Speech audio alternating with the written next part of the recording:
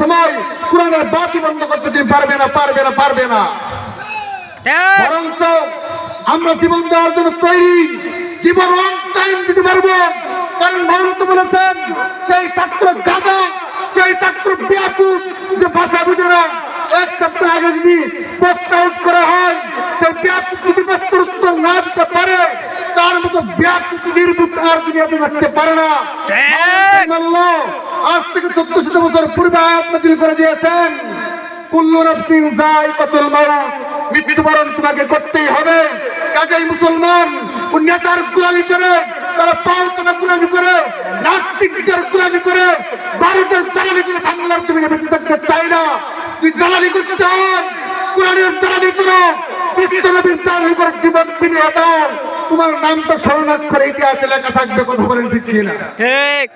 কাজেই মুসলমান, আজ যারা বাংলার জমিনে স্বাধীন দেশের বসে ভারতের দালালি করতে চাও, তাদেরকে হুঁশিয়ার করে দিচ্ছি। আজ দেখো, যে জাতি লুত জাতি, লুত আলাইহিস সালামের জাতিকে আল্লাহ তাআলা ধ্বংস করেছেন সমকামীর জন্য, যেটাকে বলা হয় ছেলে ছেলে, যে জিনা স্বামী স্ত্রী যেই মিলামিশা করে, এইভাবে ছেলে মিলামিশা করার কারণে ধ্বংস করে দিয়েছেন। আর ভারতের জমিনে আজ তাকে বৈধতা ঘোষণা করা হয়েছে সুপ্রিম কোর্ট থেকে। ডক্টর মরিস বুকাইয়ের কিতাবের পৃষ্ঠার ভিতরে লেখেন, বাইবেলের একটা অধ্যায় টেনে এনেছেন, বাইবেল পুরানো বিজ্ঞান কিতাবের ভিতরে তিনি লেখেন, মুসলমানকে ধ্বংস করার একমাত্র ওষুধ হয়েছে মুসলমান। কেমনে ভাবে?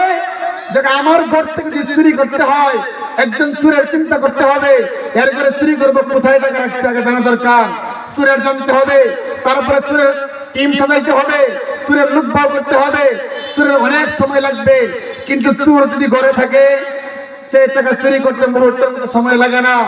সেই জায়গায় বলতেছে, হ্যাকাররা হ্যাক করতে হলে একজনের ওয়েবসাইটের দক্ষতা দরকার, হ্যাকারদের হ্যাক করতে হলে বড় বড় দামি দামি কম্পিউটার দরকার। এমনি একটা হ্যাকার হতে পারবে না। তদরূপ মুসলমানদের ইমান ধ্বংস করার জন্য কিছু নামদারি আলেম তৈরি করে দিয়েছে তারা, যারা বলে যে হুজুর তুমি এত শিক্ষা পারো কেন, নবী তো এত জোরে গলায় কথা বলে নাই। আমরা কি বলবো?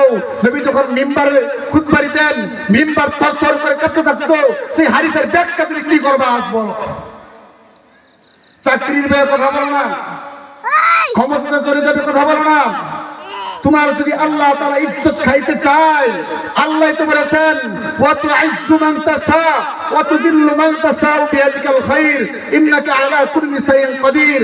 যে আল্লাহ, তুমি যদি বলো আমি কোরআনের হক কথা বলবো না, আর সম্মানে রয়েছি, আমার দল ক্ষমতায় রয়েছে, আমার দল কাল ক্ষমতায় আসবে, হক কথা বলবো না, আমি তো অপমানিত হব না, বরং সম্মানের আমার অভাব নাই।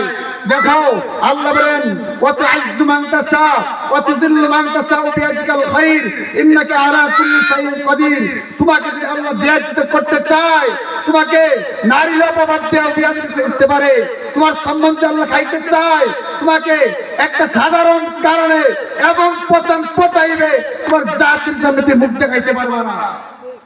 আর দেখো, পাট কিন্তু পচলেও পাটের দাম কমে না। আল্লাহ ওয়ালাকে আজ দেখবো দুনিয়ায় লাঞ্ছিত, আগের তার দাম কোটি কোটি গুণ বেশি। কারণ পাট মালিকে পচায় রাখার পরে গন্ধ শুকার পরেও পাটগুলো মালিকে উঠাইয়া আবার রোদে শুকাইয়া লাখ লাখ টাকার ব্যবসা করে সেই পাট দিয়া, পাট পচলেও মালিকের কুলে পাটের জায়গা, তার অনেক টাকা স্বর্ণের মতো দাম। তেমনি ভাবেন, আজ যদি দুনিয়ার জমিনে হক কথা বলে, হক কথা বললে তোমার ভিতরে তোমার জেল কাটতে হবে, হক কথা বললে তোমার পিঠা খেতে হবে, তোমার মান হানি হবে। আল্লাহ তাআলা বলেছেন, ওয়া মিনান নাসি মান ইয়াবুদুল্লাহ আলা হারফিন ফাইন আসাবাতু খায়রুন ইতমাআন নবী ওয়া ইন আসাবাতু ফিতনাতুন ইনকালাবা আলা ওয়াজহি। আল্লাহ তাআলা বলেছেন, হক কথা যদি বলতে চাও, তোমার জেল কাটতে হবে, তোমার শ্বাসরুদ্ধ করা হবে, তোমাকে ঘুম করা হবে, অনেক নির্যাতন সহ্য করতে হবে। নামাজের সময় হয়েছে।